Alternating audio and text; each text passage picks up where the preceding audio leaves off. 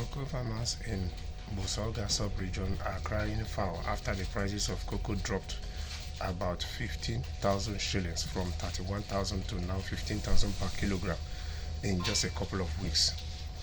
Yes, apparently due to some natural disasters, lack of rain and all that, it affected a whole lot of farmers, both in Uganda, both in Ghana, both in Cote d'Ivoire, even which you can equally see that Brazil is now taking advantage of it, because in this life, one man's disadvantage is one man's advantage.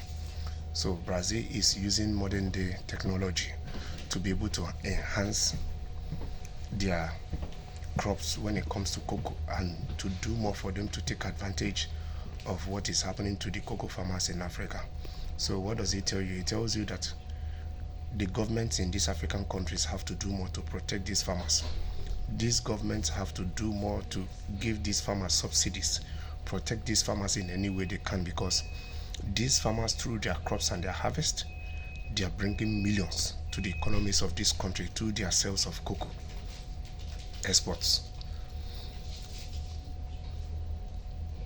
Mr. Walube attributed the price fluctuation to increased supply of the production from West African countries like Ghana and Ivory Coast. The situation has normalized in West Africa, Ivory Coast and Ghana, which are some of the leading cocoa producing countries in the world. They had some challenges, but they are now back on the market. Supply is higher than demand.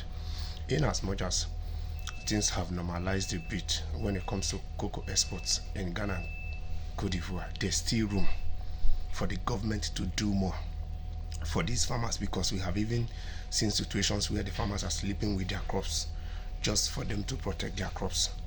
Yes, and which is not funny, because it means that these farmers are working 24 hours a clock, and which is not good for their health, because they work during the day. In the night they have to be half asleep to be able to make sure that people did not come into their farms and steal their crops. So the government in Uganda, in Ivory Coast, in Ghana, in other African countries where there are cocoa farmers, these African countries, their leaders have to do more for these farmers.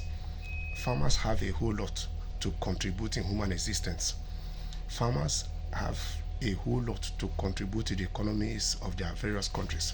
Farmers have a whole lot to do, that we all have food on our table, that we all, in fact, they are very important in the totality of human existence. So they deserve to be supported, they deserve to be protected.